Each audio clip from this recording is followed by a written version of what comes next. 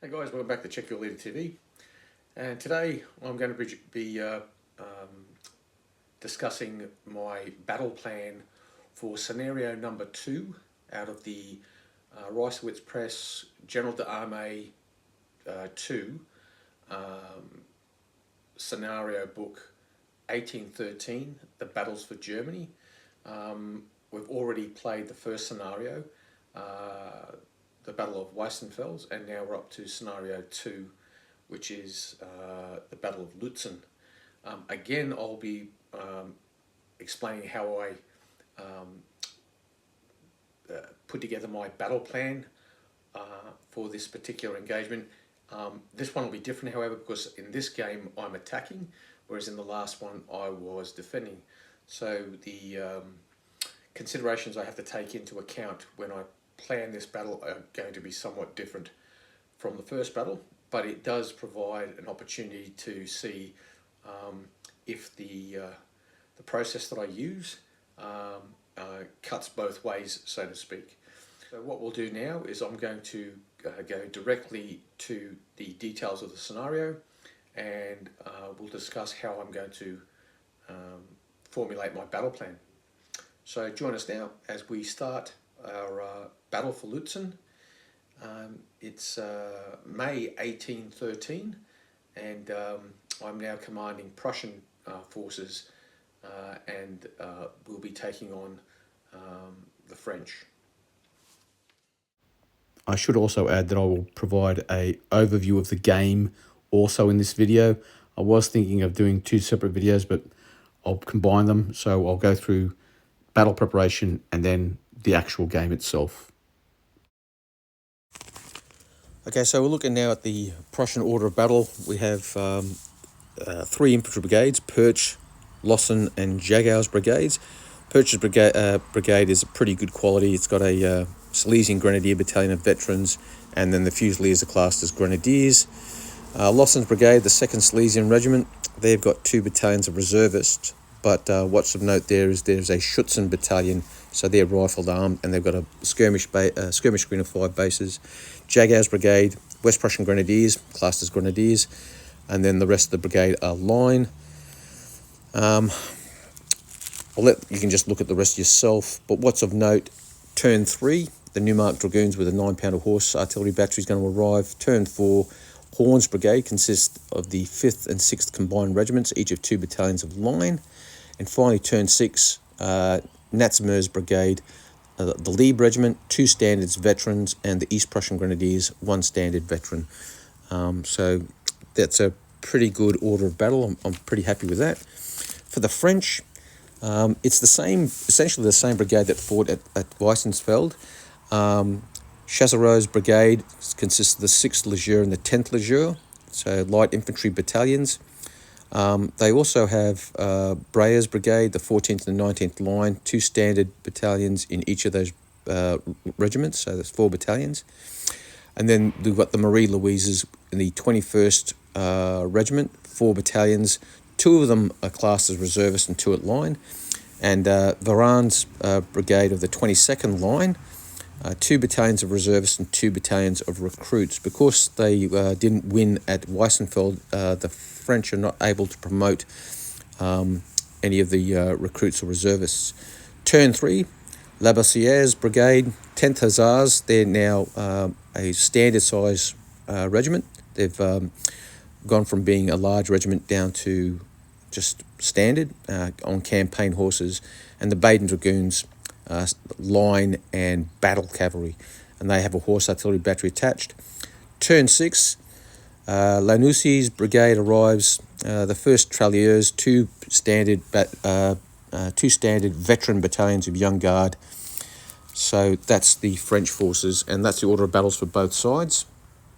It's also worth noting that both commanders for this game are both classed as campaigners.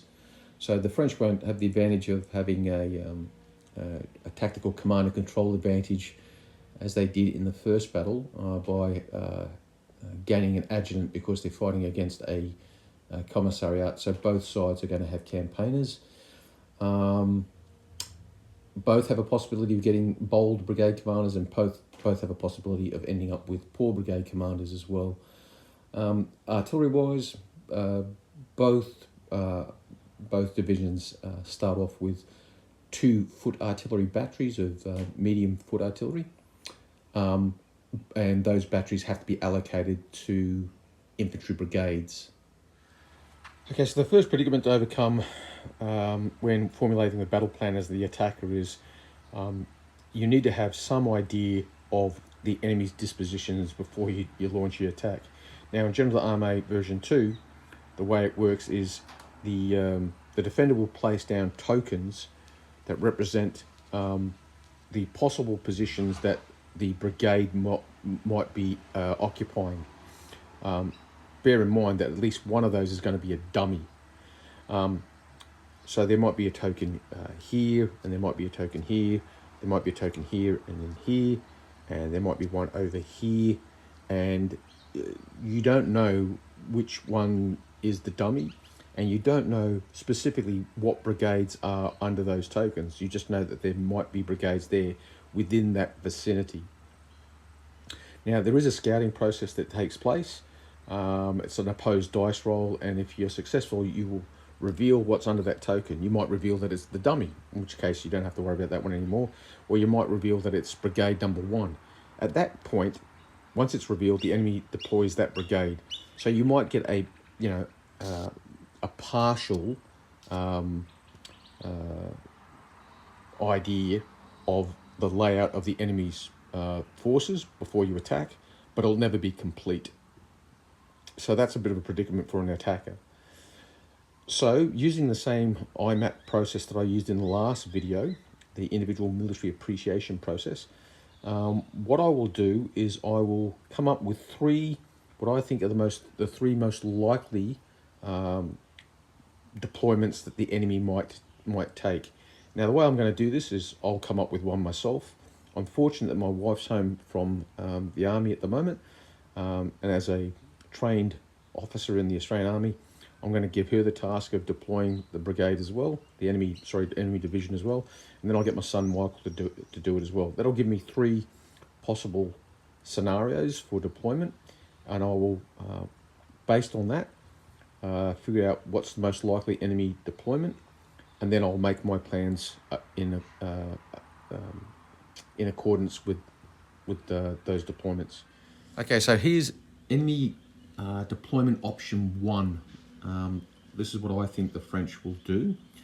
I think they'll deploy Chazarov's brigade in Rana, because Rana is a tactical objective and they don't want to lose that. So they'll put their best quality infantry brigade there, and they will allocate a battery to support this brigade, and that battery will be deployed on the high ground to provide covering fire across in front of Rana, and also it extends its range by being on that high ground there. The next brigade will be Chemarov's brigade, the 21st line, which will be in Gross-Goshen, and then the 22nd line deployed in Kleiner Groschen, and a foot battery will be allocated to that brigade, and it will be deployed to the French left to provide artillery fire across the front. So basically 2 batteries firing across the front of both, across the front of the French line. And finally, Breyer's brigade will be kept in reserve somewhere in the centre. So that's what I think the French deployment will look like. Funnily enough, my wife came up with the same deployment, the only difference being that she attached the artillery to the French brigade that was held in reserve to fire either through this way or that way. Okay, and now we see option 3 for the French deployment. In option 3, again, we have the Chazarov's light infantry brigade in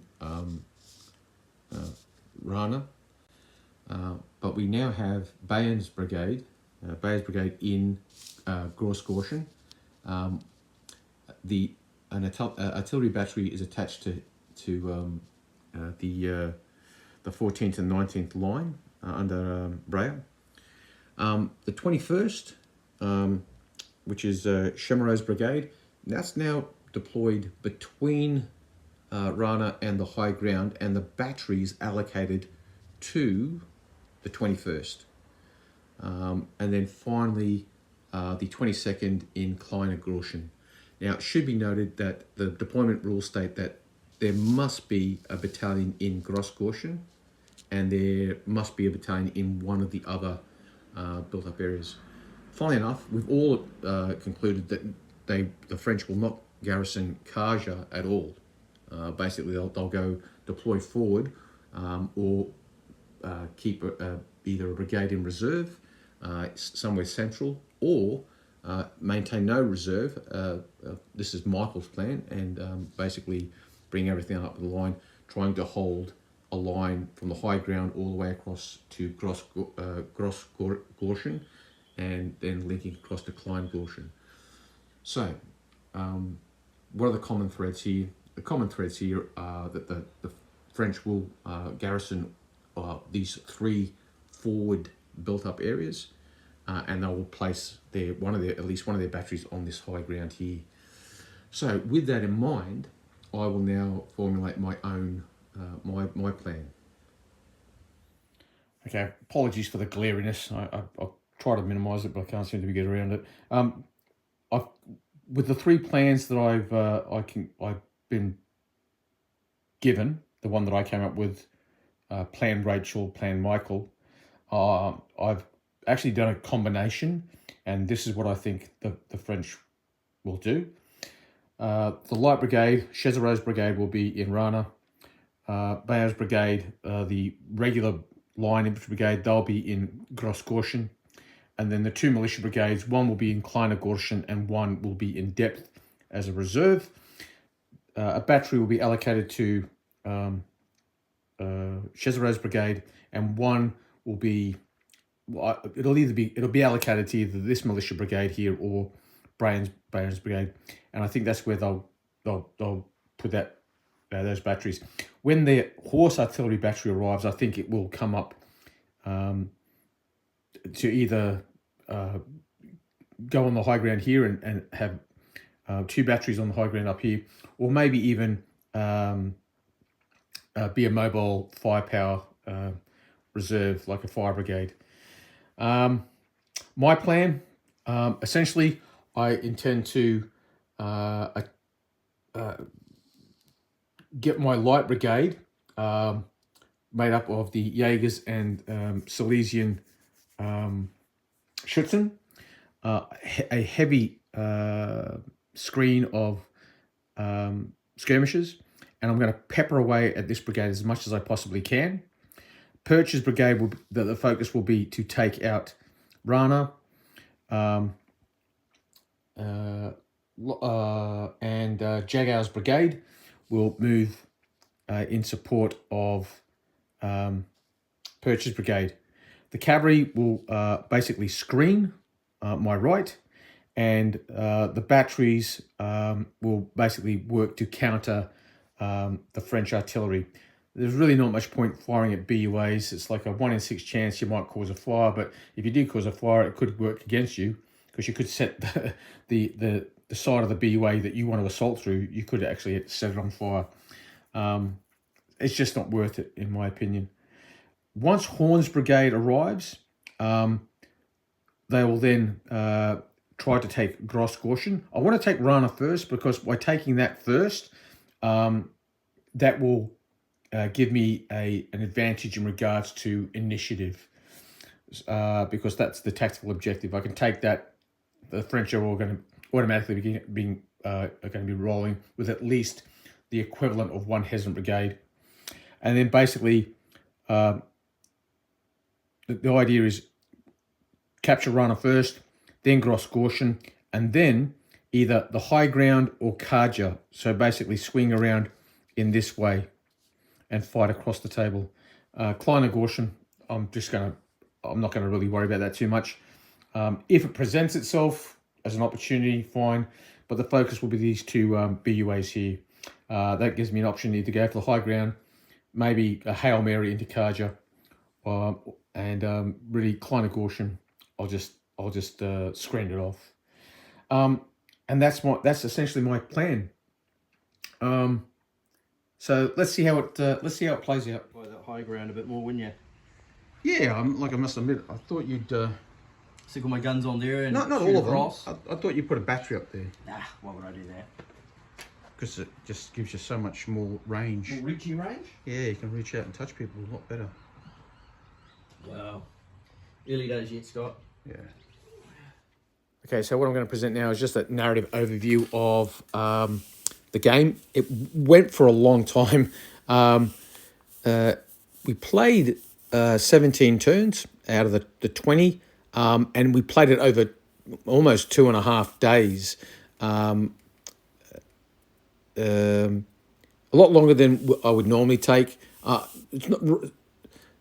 not saying that Rowan is a slow player, but he is very deliberate and methodical in his approach, very analytical, which is not a criticism at all, and it does pay dividends to play that way. But it does make the game seem to go on forever. But it was a great game, absolute cracker of a game, and so what I'm going to do now is I'll give you a bit of a narrative, and you can see how it plays out. Now, with the usual Prussian efficiency, we will deliver this after-action report of the recent engagement fought between the forces of Prussia and France in the vicinity of Lutzen. Deployment. The perfidious French deployed with a brigade each in the vicinity of Kleiner Gorschen, Chesereau's brigade, French light infantry, Gross-Gorschen, Breyer's brigade, and Rana, Chemereau's brigade, made up predominantly of reservists and linemen. The 4th Brigade, reservists and recruits, under the command of the very bold Varane, deployed in reserve in the open terrain to the centre rear of the twin Gorschens. The Prussians deployed heavy on their left, with the brigades from left to right as follows: Lutzen, then Perich, then Jago, and the cavalry of Starkenfeld was held off table in reserve. The Prussian line extended from the extreme left to opposite Gross-Gorschen. The brigades of Chesereau and Breyer deployed with their brigade skirmish lines and a couple of battalions from each of their brigades in line. They appear to be prepared to advance on the Prussians. It's now the beginning of turn 2. The Prussian cavalry have arrived on the field, but the French for some reason have remained in line. Mein Gott, they have remained in line, exclaimed Starkenfeld. Colonel Wimpfenfeld of the Silesian Hussars lifted himself up in his stirrups. Is there something I'm missing here? Infantry in line? I see no French horse, no batteries. What's he at? Before he could answer his own question, Starkenfeld's aide-de-camp arrived. Herr Colonel, you are ordered to advance at once at the charge on the French infantry in line to your front. The Silesian Hussars will support you. The charge went in with great gusto and resulted in the utter destruction of the 1st Battalion of the 14th Line and the retreat of the 6th Legion with some minor casualties. Both brigades had their skirmish lines evading back. Content, the Silesian troopers trotted back to their own lines. So, we're at the end of turn 2. These guys charged some French Legion that were in... actually, are they the Legion? The Legion, and those are the other unit. And this is the brigade that's faltering. No, they weren't blown up. You blew up. Oh, that's right. My bad. I'm an idiot. Yes, no, this unit is the one that dispersed. So I rolled a 2 and you rolled a 10. I'm like... Yeah, 2v10, cat's eyes versus double 5 with a re-roll up your sleeve is always going to be bad. Plan went wrong. Yeah. That was Breyer. Yeah. Breyer, which was the 14th and 19th line, got hit by cavalry. Turn 3. The 1st Battalion of the 1st West Prussians assaulted Gross-Gorschen but were driven back. There was heavy skirmishing around Rana and between that place and Gross-Gorschen. The French and Baden cavalry and horse artillery battery under Laboursais arrived in the centre of the French position. They sat there waiting to see what developed. At the same time, the Prussian Neumark dragoons with the horse battery arrived and moved to the Prussian left. Turn 4. Horn's brigade of the 4th line of 4 line battalions arrived. The skirmish battle around Rana continued, and the Prussians fed their Schutzen battalion into the skirmish line. Regardless, the skirmish fight was going the French way, as their 2 batteries added to the carnage. Now the Grenadiers of Jago's brigade had a crack at Grossgorschen, but they too were thrown back. But not until 2 rounds of combat took place. The French garrison was now, however, considerably worn. Turn 5. The Fusilier Battalion from Jago's brigade went in with the third attack on Grossgorschen. Again, they were driven back. But contrast the Fusilier Battalion from Lossen's brigade, who stormed into Rana and threw out the Frenchmen of Chesereau's 1st Battalion, 21st Line Regiment.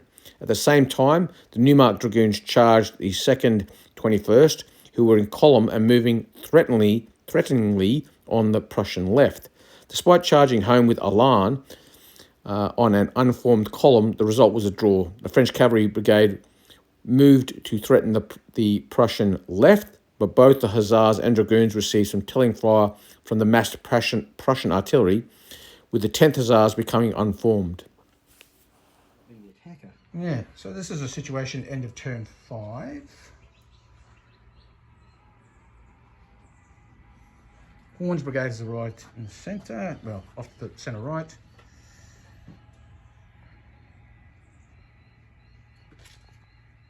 Turn 6. The 2nd Battalion of the West Prussians assaulted Grossgorschen. This was the 4th attempt. This time, there was a fresh garrison to receive them, and again the attack was repulsed, but it was a close-run thing. The French attempted to recapture Rana with an assault by the 3rd Battalion of the 22nd Line, but they were driven off with 4 casualties. The skirmish battle between Rana and Grossgorschen has seen Lostens and Chesereau's brigade skirmish lines recalled. The Prussians now have a superiority in skirmishes in that area, but the French batteries are adding to the fire of the skirmish efforts. Horn's brigade and the Prussian cavalry under Starkenfeld are manoeuvring between Grossgorschen and Kleine-Groschen. For the French, 2 battalions of veteran Young Guard have arrived to the French left of Kaja, and the Prussians have welcomed the arrival of 2 battalions of the Liebe Regiment and a battalion of East Prussian Grenadiers, all veterans.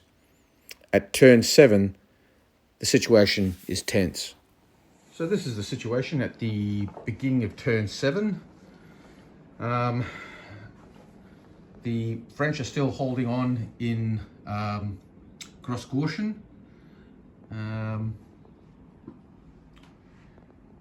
The French Leger, they have 2 battalions in square and 1 in line behind Kleine-Groschen, with their skirmish screen to the rear. The skirmish screen for Bayeux's brigade is reduced to 2 bases and got 2 casualties on them. This battalion in here is carrying 9 casualties. They've got 3. The skirmish line in the centre, the French has been reduced, but as has the Prussian one has also been reduced. The Fusiliers from the 2nd Brigade, the Prussian 2nd Brigade, are grimly holding on in Rana.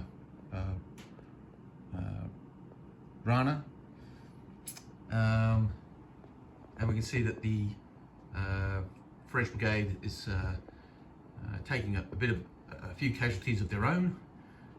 French cavalry, the Hussars, are unformed. The battery has just arrived on the hill, still limbered. And as for the Prussians, we're massing all our artillery to the right now.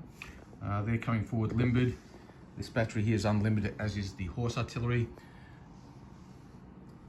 And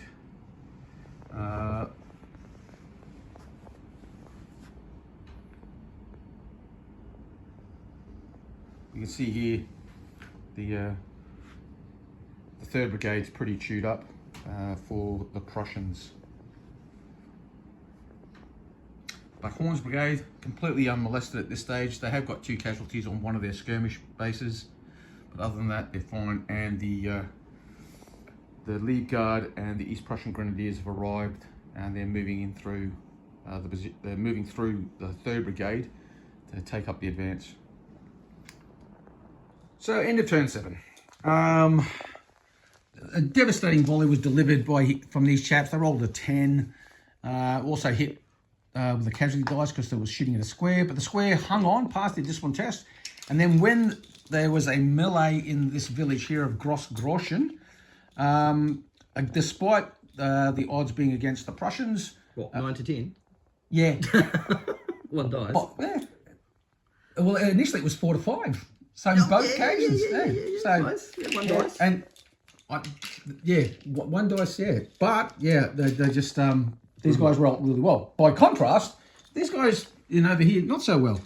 And they were driven out by these this line regiment here, who are now inside here with 5 casualties on them, and the poor Fusiliers are carrying 8 casualties now.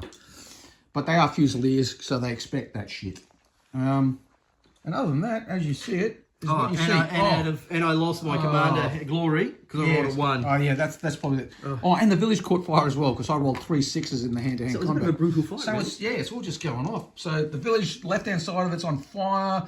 The who's the brigade commander of these guys? Is it is Bayer?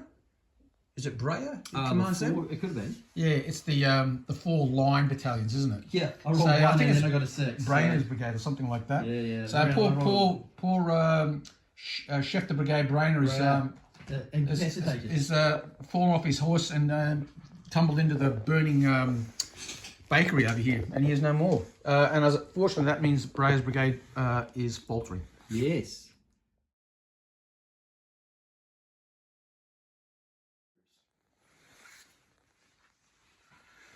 Yeah. So I've steadied the buffs, given over the initiative, because I want my battery to be able to shoot. You want your guns to go back. So in turn 8, the Prussians launched another attack into Rana to attempt to recapture it, and the Grenadiers from Perch's brigade went in and drove out the French from Chimareau's brigade. What followed after that was essentially a long drawn-out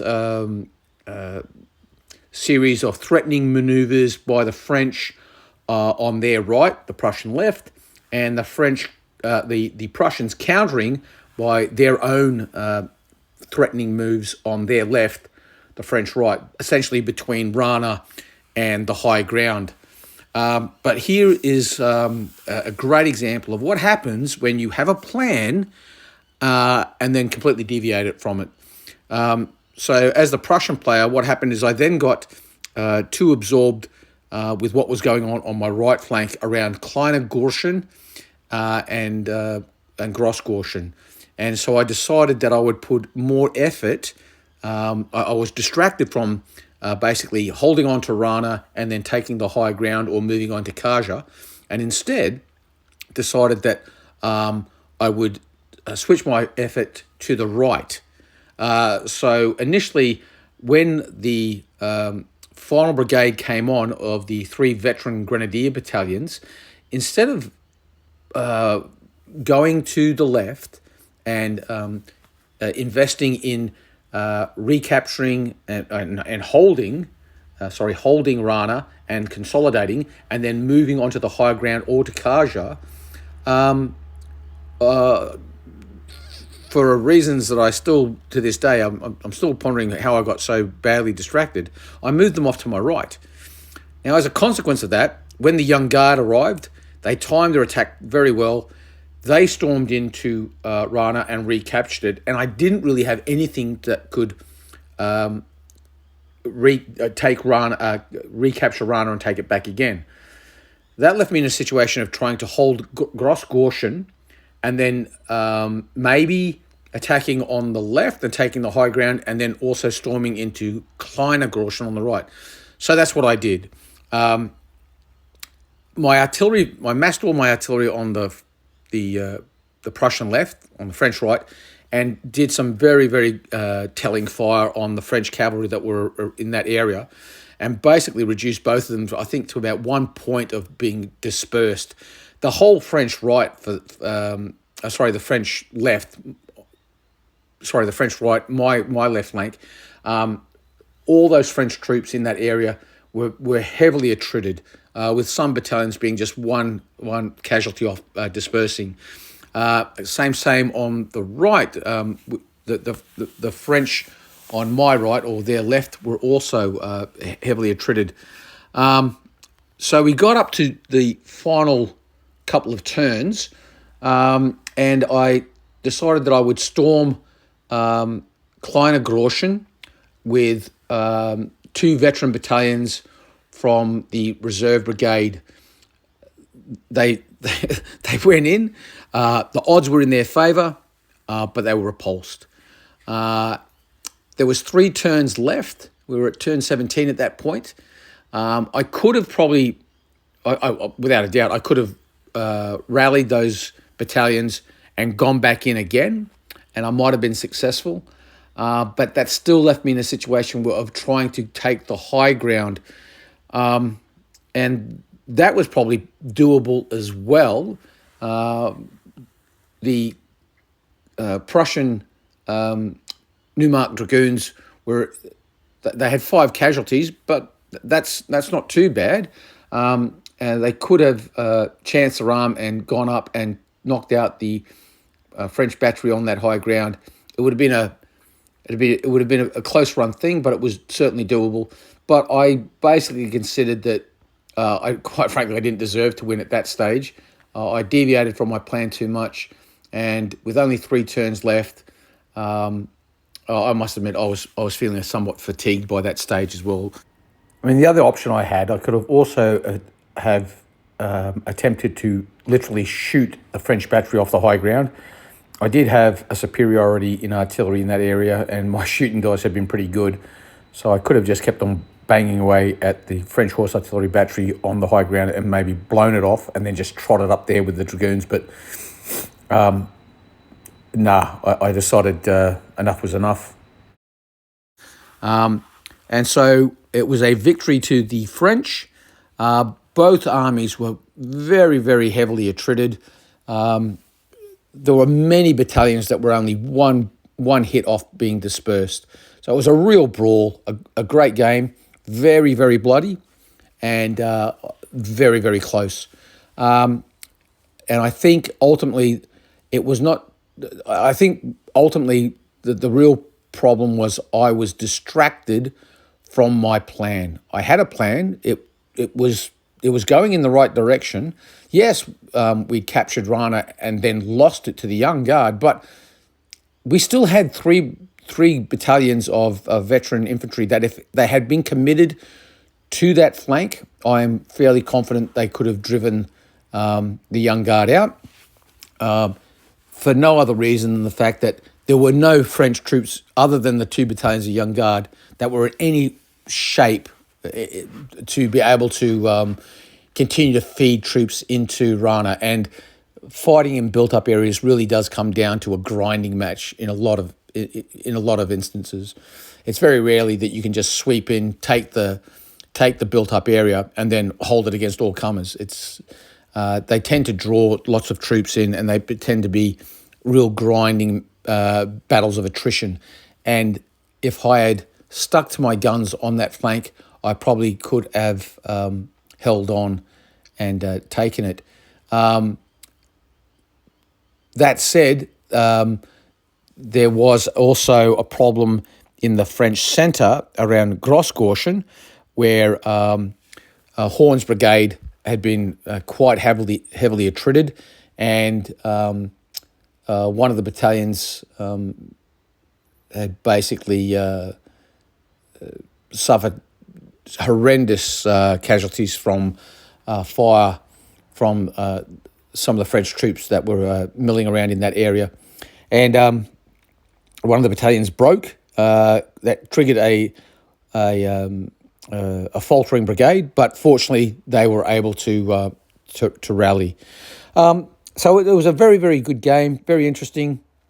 And the whole campaign is proving to be very, very well balanced. If you haven't looked at the 1813 Battles for Germany campaign book from Reisswitz Press, and it's a campaign of the Napoleonic Wars that interests you, I would highly recommend that you have a look at it. It's well worth, I think it's like £9, like $18 for the PDF. if I'm not mistaken. It's well worth the investment. So we'll wrap it up there. As you can see, I didn't really get I didn't get much footage from the game.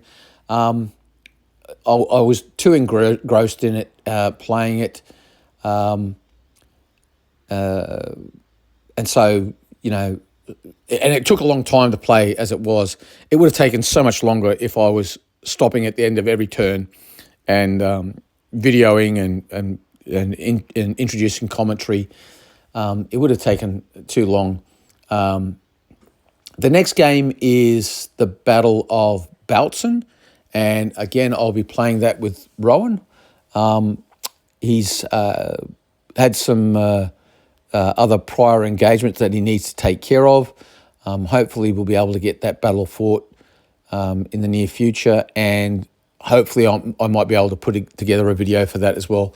But I can't make any guarantees because it's not. If I was playing it solo, it'd be a completely different matter. I could be very deliberate and I could take my time and video the battle. But when I'm playing with someone else, it's problematic. You really need to have a very the person you're playing with needs to understand that you're making a video and that that's as a consequence of that. The pace of the game is going to slow down, and when you're already playing someone who is quite deliberate in the way they play, such as Rowan, it just draws the game out too long. You end up having to play it over 3 or 4 days. As it was, this game went for 2 days, and on the second day, well into the evening. So sometimes it's just not doable, but. I'll all the same, I will endeavour to try and patch together something in regards to the next game. Like I said, the third scenario, Lutzen, and it looks like a cracker of a scenario. I have played it before, and it is really a fun scenario to play. Okay, so with that, I'm going to wrap it up there. I'll leave it. Feel free to make some comments. I do apologise. I know this is not a stellar after-action report by any stretch of the imagination. It really is just a collection of photos that have been slapped together and a bit of commentary here and there. But I thought I should post something up, particularly when it was a game that I lost. And last thing I wanted to do is give the impression I only ever post my victories, because if you lose a game, but it's really enjoyable. I think at the end of the day, that's what it's all about. I really enjoyed this game. It was a lot of fun, and just goes to show that you don't have to win to have fun. It was a great game, and I thoroughly enjoyed it. I was grateful for Rowan for participating, and we'll leave it there. Catch you on the next one. You be quick.